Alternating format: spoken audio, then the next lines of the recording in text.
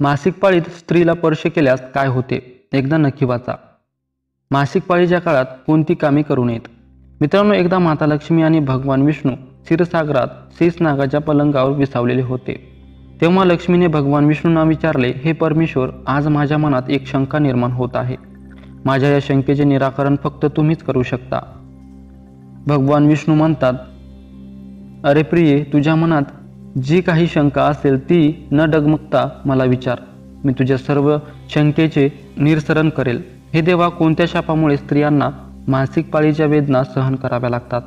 माझा दुसरा प्रश्न असा आहे की प्रभू, मासिक पाळीत असलेल्या स्त्रीने कोणते कृत्य कामे करू नयेत ज्यामुळे तिला अपराधी वाटेल? भगवान विष्णू म्हणतात, हे देवी, आज तू मानवजातीच्या कल्याणासाठी खूप चांगला प्रश्न विचारला आहे.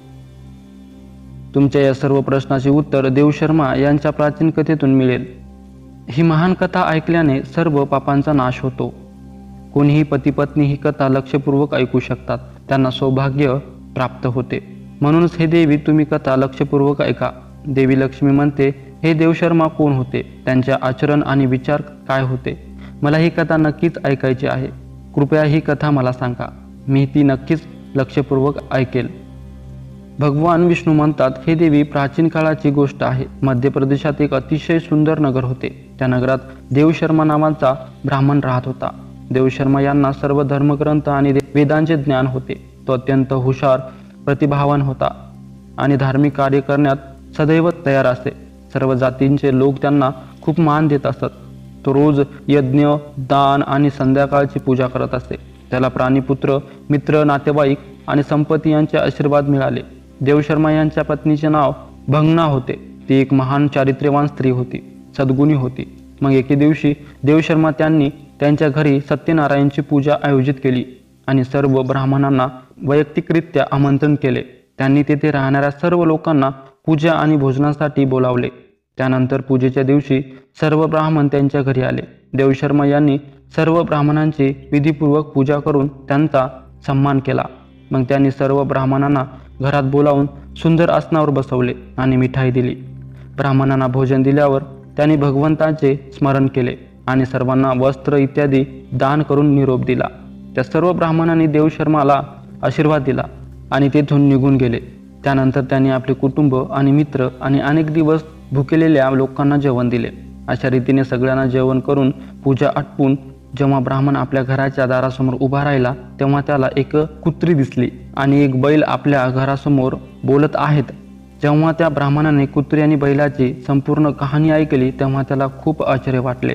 ती कुत्री आणि बैल त्याचे आई वडील होते, जे मागील जन्माच्या पापांमुळे या जन्मात कुत्री आणि बैल बनले होते. मग तो ब्राह्मण मनात विचार करू लागला, हे दोघे खरे तर माझे आई वडील आहेत, जे प्राण्यांच्या रूपात माझ्या घरी आले आहेत. या दोघांना कोणत्या कारणास्तव अशा सजीवांचे शरीर मिळाले? आता त्यांच्या उद्धारासाठी मी काय करू?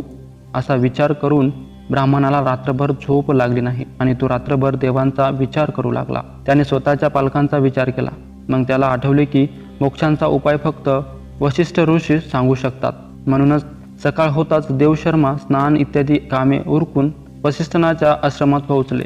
आश्रमात येतात वशिष्ठ ऋषींनी देवशर्मा यांचे स्वागत केले. वसिष्ठ ऋषी म्हणू लागले, हे श्रेष्ठ ब्राह्मण, तू आज आमच्या आश्रमात का आला आहेस? तू उदास दिसतोस. तुझ्या दुःखांचे कारण काय? मला सांगा. देवशर्मा म्हणतात, हे मुनीश्वर, मी तुम्हाला नमस्कार करतो. तुमच्या दर्शनाने आज माझा जन्म सफल धन्य झाला आहे. हे मुनीश्वर, आज मी तुमच्याकडे शंका घेऊन आलो आहे. कृपया फक्त तुम्हीच मला या दुःखातून बाहेर काढू शकता. मी अत्यंत दुःखी आणि अशक्त झालो आहे. वशिष्ठजी म्हणतात, हे ब्राह्मण, दुःखी होऊ नकोस. तुझ्या मनात कोणतीही शंका असली तरी न डगमगता विचार. मी तुमच्या शंकेचे नक्कीच निरसन करीन. मग देवशर्मा म्हणतात, हे मुनीश्वर, काल माझ्या घरी सत्यनारायणची पूजा ठेवली होती आणि अनेक ब्राह्मण आणि भुकेला लोकांना मी अन्न दिले. विधिवत पद्धतीने देवाची पूजा केली. तेवढ्यात एक कुत्री आणि एक बैल माझ्या घरात आली. दोघेही माझ्या घरासमोर उभे राहून बोलत होते. सर्वप्रथम कुत्री बैलाला असे म्हणू लागली, हे परमेश्वरा, आज घडलेली घटना एक आमच्या मुलांच्या घरी ब्राह्मणाच्या जेवणासाठी ठेवलेले दूध, काल त्या दुधाच्या भांड्यात एकच सापाने तोंड घातले होते आणि त्यामुळे विष निर्माण झाले होते. ते पाहून मला खूप काळजी वाटू लागली. त्या दुधापासून या पूजेसाठी अन्न तयार होणार होते. ते दूध सगळ्यांनी खाल्ले. ते दूध सगळ्यांनी खाल्ले असते तर ते मेले असते. म्हणूनच मी त्या भांड्यातील सर्व दूध प्यायले. जेव्हा सुनेची नजर माझ्यावर पडली तेव्हा तिने मला बेदम मारहाण केली. त्यामुळे माझ्या शरीराला अशाही वेदना झाल्या. मला खूप वेदना होत आहेत, म्हणूनच मी दुःखी आहे. मला हे दुःख सहन होत नाही. कुत्रीचे बोलणे ऐकून बैल खूप दुःखी झाला आणि आपली कहाणी सांगू लागला. आता मी तुला माझ्या दुःखाचे कारण सांगतो. मागील जन्म या ब्राह्मणाचा मी बाप होतो. आज या ब्राह्मणाने सर्व लोकांना जेवण दिले, पण त्याने माझ्यासमोर गवतही ठेवले नाही आणि मला प्यायला पाणीही दिले नाही. या कारणामुळे मी खूप दुःखी झालो आहे. मग देवशर्मा म्हणू लागले, माझे आई वडील असे कुत्री आणि बैलासारखी बोलताना पाहून मला खूप वाईट वाटले. मला रात्रभर या विचाराने झोप येत नव्हती. मला प्रत्येक क्षणी काळजी वाटत होती. मी कधीही कोणतेही पाप केले नाही, नेहमीच धार्मिक कार्य केले. माझ्या आईवडिलांना असा त्रास सहन करावा लागतो, म्हणूनच मी आज तुमच्याकडे आलो आहे. कृपया तुमच्या योग सामर्थ्याने उत्तर शोधा आणि मला सांगा की माझ्या आईवडिलांची अशी दुर्दशा का झाली आहे आणि त्यांच्या उद्धारासाठी मी कोणती कृती करावी. तेव्हा गुरु ध्यान करून त्या ब्राह्मणाच्या आईवडिलांचे मागील जन्माचे कर्म पाहतात आणि देवशर्माला म्हणू लागतात, हे ब्राह्मण, तुमच्या आईवडिलांनी त्यांच्या मागील जन्मात एक गंभीर पाप केले आहे. त्या पापामुळे आज त्यांची अशी अवस्था आहे. देवशर्मा सांगतात, हे गुरुदेव, कोणत्या पापामुळे माझ्या आईवडिलांची अशी दुर्दशा झाली आहे? कृपया सविस्तर सांगा, मला जाणून घ्यायचे आहे. मग ऋषी वरिष्ठ सांगतात, हे ब्राह्मणा, देवशर्मा, लक्षपूर्वक ऐक. हा बैल जो तुझा बाप आहे, मागील जन्मात ती कुंडीनगरचे थोर ब्राह्मण होते. एके दिवशी त्यांनी एकादशीचा उपवास करून भोजन केले. एकादशी व्रताच्या दिवशी दानधर्मही केला नाही. आपल्या घरात आलेल्या गायींना त्यांनी कधीही चारा दिला नाही. त्यांनी आपल्या पितरांचे श्राद्धही नीट केले नाही. त्यांच्या मागच्या जन्मी तुझ्या वडिलांनी तुझ्या आईची मासिक पाळीत समागम केला होता आणि या पापामुळे त्यांनी या जन्मी बैलाचे रूप धारण केले आहे. आता तुझ्या आईबद्दल ऐक. तुझ्या आईने मासिक पाळीत असतानाही जेवण बनवले. धार्मिक विधी करताना देवाच्या तुळशीला पाणी अर्पण केले. मासिक पाळी असतानाही तिने ते देवाला अर्पण केले. या कारणास्तव एक महान पाप मानले जाते. मासिक पाळीच्या काळात ती 3 दिवस अपवित्र होते. मासिक पाळीच्या काळात स्त्रीने पूजा करू नये. स्त्रीने या 3 दिवसात केसही धुवू नयेत. यामुळे पतीचे आयुष्यमान कमी होते. मासिक पाळीच्या वेळी झाडे आणि तुळशीला स्पर्श करू नये. मासिक पाळीत असलेल्या स्त्रीसोबत सुद्धा समागम करणे. जो कोणी मासिक पाळीच्या कपड्यांना स्पर्श करतो तो ब्राह्मण हत्याचे पाप करतो. त्यालाही अपराधी वाटतं. ब्राह्मण हत्याचे पाप मासिक पाळीच्या स्त्रीच्या शरीरात 3 दिवस राहते आणि 4थ्या दिवशी स्नान करून ती पवित्र होते. 4थ्या दिवशी आंघोळ केल्यावर मासिक पाळीच्या स्त्रीने आपल्या पतीच्या चेहऱ्याकडे पाहावे. दुसऱ्या पुरुषांच्या चेहऱ्याकडे पाहू नये. पती जवळ नसेल तर सूर्यदेवाकडे पाहावे. गुरु वरिष्ठ सांगतात, हे ब्राह्मण, या पापामुळे तुझा बाप बैल म्हणून जन्माला आला आणि आई कुत्री म्हणून. देवशर्मा म्हणतात, हे मुनीश्वर, आता कृपया माझ्या मातापित्यांच्या उद्धारासाठी उपाय सांगा. गुरु म्हणतात, हे ब्राह्मण, कोणत्याही अमावस्येच्या दिवशी श्राद्ध आणि तर्पण कर. आईवडिलांच्या उद्धारासाठी दान कर. गायीची सेवा कर आणि मातेला मिठाई खाऊ घाल. आपल्या आईवडिलांच्या उद्धारासाठी देवाकडे प्रार्थना कर. मग ब्राह्मण तेच करतो आणि मग त्यांचे आईवडील सर्व पापांपासून मुक्त होतात. भगवान विष्णू म्हणतात, माता लक्ष्मी देवी, मी तुला सांगितले आहे की मासिक पाळीच्या स्त्रीने कोणती कामे करू नये. आता मी तुम्हाला सांगतो कोणत्या कारणास्तव स्त्रीला मासिक पाळी करावी लागते. सत्ययुगात काल नावाने प्रसिद्ध असलेला राक्षस होता.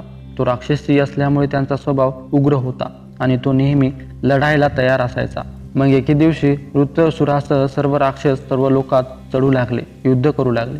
त्या राक्षसांकडे खूप शक्तिशाली शस्त्र होते जे देवता सहन करू शकले नाहीत आणि ते ब्रह्मदेवांकडे पळून गेले. तेव्हा ब्रह्मदेवाने त्यांना राक्षसांचा पराभव करण्याचा उपाय सांगितला. हे यंत्र तुम्ही याच क्षणी महर्षीकडे जा. ते तुम्हाला त्यांच्या शरीराच्या हाडांपासून छत्री पुरवते. त्याच शस्त्रांचा वापर करून तुम्ही रुद्र असुरांचा वध करू शकाल. महर्षी आश्रमात जातात आणि प्रार्थना करतात आणि त्यांना शस्त्र देण्याची विनंती करतात. मग जगाच्या कल्याणासाठी महर्षी आपल्या शरीरातील हाडांपासून शस्त्र तयार करतात. या अस्त्रांपैकी एक वज्र नावाचं शस्त्र आहे जे भगवान इंद्राने धारण केले आहे. सर्व देवता रुद्रसुरांशी युद्ध करण्यासाठी निघतात. देव आणि दानवांमध्ये भयंकर युद्ध होते. सर्व देव दानवांशी युद्ध करण्यासाठी आकाशात जमा होतात आणि युद्धात तुटून पडतात. अग्निदेवाला आगीच्या हल्ल्याने जबाबदाऱ्या पेलायला लागतात. अग्नीच्या प्रभावामुळे शरीराचा प्रत्येक अवयव जळू लागतो. मग वरून देव पाण्याचा वर्षाव करतात आणि राक्षसांना बुडवतात. त्यामुळे राक्षस गर्जना करू लागतात. अशा रीतीने अनेक दिवस होते आणि देवांमध्ये भयंकर युद्ध चालू असते. तेव्हा देवराज इंद्र आणि रुद्रासूर समोरासमोर येतात. दोघांमध्ये युद्ध होते आणि त्यानंतर देवराज इंद्र आपल्या वज्राच्या जोरावर रुद्रसुरांचा वध करतो. राक्षस रुद्र सुरांचा मृत्यू होताच ब्राह्मण हत्या यांच्या शरीरातून बाहेर पडतो आणि इंद्रांचा पाठलाग करू लागतो. मग ब्रह्महत्या इंद्रांच्या शरीरात प्रवेश करतो. त्यामुळे इंद्रदेवाला ब्रह्महत्यांचे पाप लागते. देवराज इंद्र ब्रह्मदेवाकडे जातो आणि त्याला ब्रह्महत्यापासून मुक्ती मिळवण्यास सांगतो. तेव्हा ब्रह्मदेव ब्रह्मतेला इंद्राच्या शरीरातून बाहेर येण्याची आज्ञा देतात आणि ब्रह्महत्ये इंद्राच्या शरीरातून बाहेर पडतात आणि ब्रह्मदेवाला म्हणू लागतात, हे परमपिता, आतापर्यंत मी वृत्त असुरांच्या शरीरात वास करत होतो, कारण त्याने अनेक ब्राह्मक हत्या केल्या होत्या. इंद्राने त्याचा वध केल्यावर मी इंद्राच्या शरीरात वास करू लागलो. आता कृपया मला योग्य जागा द्या, मी तिथे राहू शकतो. मग ब्रह्मदेव म्हणतात, हे ब्रह्महत्या, मी तुला तुझे योग्य स्थान देतो. तेव्हा ब्रह्मदेव म्हणाले की ब्रह्महत्याचा वध केल्यावर तुझा 1/4 भाग अग्नीच्या आत राहील, जो अग्नीला यज्ञ करत नाही. तुम्ही त्याच्या शरीरात प्रवेश करता आणि तुमच्या शरीराचा दुसरा भाग पाण्याखाली राहील, जो पाण्यात थुंकतो, मूत्र किंवा विष्ठा करतो. तुम्ही त्याच्या शरीरात प्रवेश करा. मग तिसरा भाग झाडे, वृक्ष आणि झाडांमध्ये राहील. जो विनाकारण कोणतीही वृक्षतोड करेल तो ब्राह्मण हत्या पापांचा दोषी ठरेल. तेव्हा ब्रह्मदेवानी अप्सरांना बोलावून सांगितले, हे अप्सरांनो, ब्रह्मदेवाच्या हत्येचा एक भाग स्वीकार करा. अप्सरा म्हणाला, हे परमेश्वरा, तुमच्या परवानगीने आम्ही ते स्वीकारण्यास तयार आहोत, परंतु कृपया करून सुटकेचा काही मार्ग सांगा. ते तेव्हा ब्रह्मदेव म्हणू लागले, हे अप्सरांनो, जो कोणी जेव्हा मासिक पाळीत मध्ये स्त्रींशी संभोग करेल त्यांच्या आत हा ब्रह्महत्या प्रवेश करेल. अशा प्रकारे ब्रह्महत्येचे 4 भाग होते आणि एक आगीत, दुसरा पाण्यात, तिसरा झाडांमध्ये आणि चौथा स्त्रियांमध्ये गेला. मासिक पाळीच्या काळात जो कोणी स्त्रीला स्पर्श करून तिच्याशी संभोग करतो तो त्याच ब्रह्महत्येचा भाग होतो. त्याला ब्रह्महत्येचा वध केल्याचा अपराधीपणा वाटतो. भगवान विष्णू म्हणतात, हे देवी, अशा प्रकारे मी तुला स्त्रीच्या मासिक पाळीत मागील कथा सांगितली आहे आणि मासिक पाळीत स्त्रीने कोणती कामे करू नयेत इत्यादी सुद्धा माहिती सांगितली आहे. महालक्ष्मी सांगतात, हे परमेश्वरा, आज तुम्ही मला खूप महत्त्वाचे ज्ञान दिले आहे. मी पण तुम्हाला वचन देते, मासिक पाळीच्या वेळी पूजा करणारी कोणती स्त्री तसेच मासिक पाळीत पतीशी संबंध ठेवणाऱ्या स्त्रीच्या घरात मी प्रवेश करणार नाही. त्यामुळे मित्रांनो, मासिक पाळीच्या काळात महिलांनी हे काम करू नका. आणि तुम्हाला ही कथा कशी वाटली कमेंट करून नक्की कळवा. माहिती आवडल्यास व्हिडिओला एक लाईक करा आणि कमेंटमध्ये जय श्री हरिकृष्ण लिहा. आणि मित्रांनो, व्हिडिओ आवडला असेल तर व्हिडिओला एक लाईक आणि चॅनलला सबस्क्राईब करायला विसरू नका. धन्यवाद.